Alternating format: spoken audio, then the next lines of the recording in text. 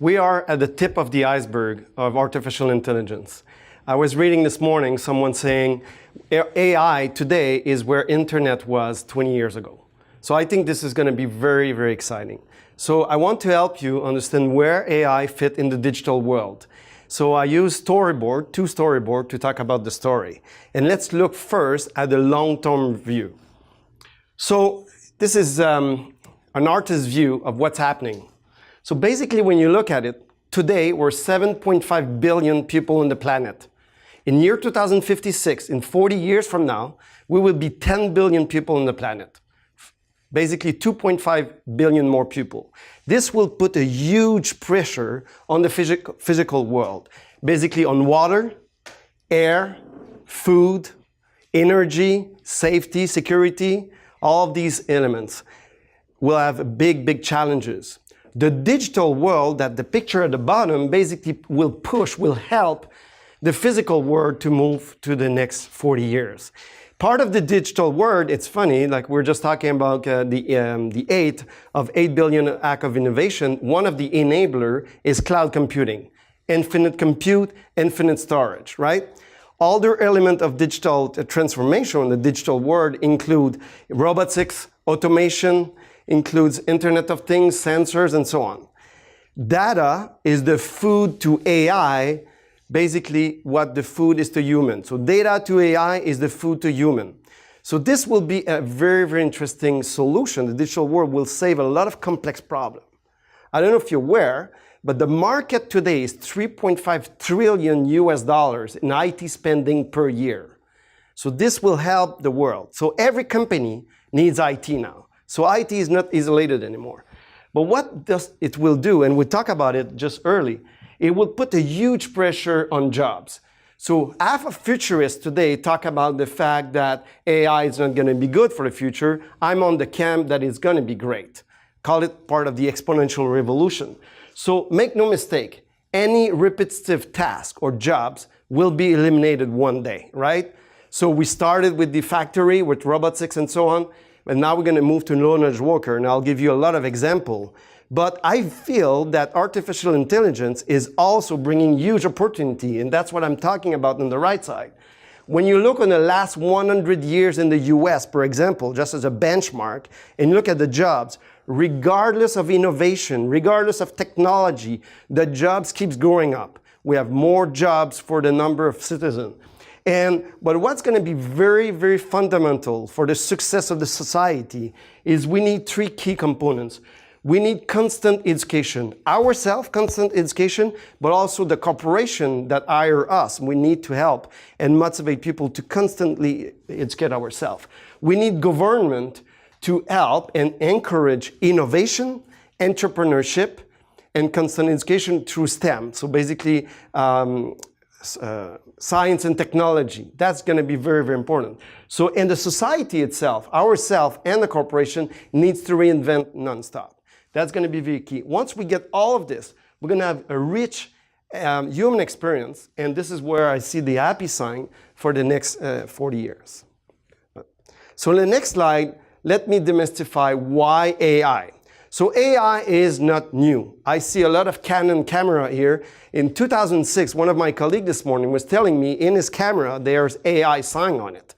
AI exists since a few decades, but why it's so big since a few years, especially since 2006, is the amount of processing power, the cloud computing we talk about, the GPU, so the graphical processing unit, are very, very strong right now, but the amount of data. The human need AI. The reason is the amount of data that we're getting on a day-to-day basis is unbelievable. It's not manageable anymore.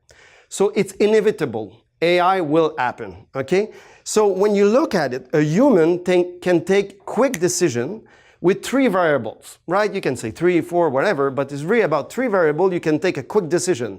You're driving your car, there's about an accident, it's wet, there's a car, there's a human, you have to make a decision.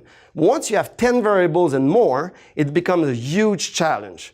And this is what we're talking about, intelligence augmentation. Much nicer, by the way. So a lot of futurists right now, including the CEO of IBM, is talking no longer about artificial intelligence. They are removing the artificial because it brings a fear factor. And now they're talking about intelligent segmentation. Huge benefit, efficiency, we talk about saving lives, we talk about driverless car. Every year in the US, there's 35,000 people dying of fatal car accident. In the world, it's 1.1 million people dying of car accidents. So driverless car will help this. There's 20 million people injured every year. So when you look at real-time decision, basically better decision making and so on. So AI is real and it's today. And I just want to give you a perspective that you're already using AI today. When you're using Google Translate, you're using their new neural network. When you're using the new Skype translator, you're using artificial intelligence. A blind person walking on the street and having a skateboarder passing in front of him basically will use artificial intelligence to alert him. The NASA is thinking right now of using artificial intelligence in spacecraft. That's a good idea because when the spacecraft is very, very far, maybe you don't want or you don't have the time to go to command center to make a decision. Maybe there's a storm and the spacecraft needs to make a decision on its own. In agriculture, we're seeing Internet of Things sensor on the ground and already used in California where you can save 25% of water and chemical because of artificial intelligence and the mixed Internet of Things. In the legal, one of my friends is using an AI algorithm as a software as a service solution, and he no longer needs a legal person to look at NDA worldwide. The artificial intelligence is doing it. So there's many applications. In transport, you're going to be at the crossroad of a train, and when the train passes, just before the train, you're going to see a drone flying 2 miles ahead just to make sure the track is clean. So you're going to see driverless tractor in farms. You see already milk robots on farm saving a lot of time to the farmer and so on. So it's everywhere, in finance, in healthcare. Healthcare, you see amazing one. And one of the one I would like to leave with you is from Stanford University in January of this year. They had an amazing discovery. They store 125,000 images of skin cancer. And basically in the future, not today, but in the future, you'll be able to take a smartphone, look at your skin, just scan your skin, and basically go in the cloud, go in artificial intelligence algorithm, and validate if you have skin cancer or not.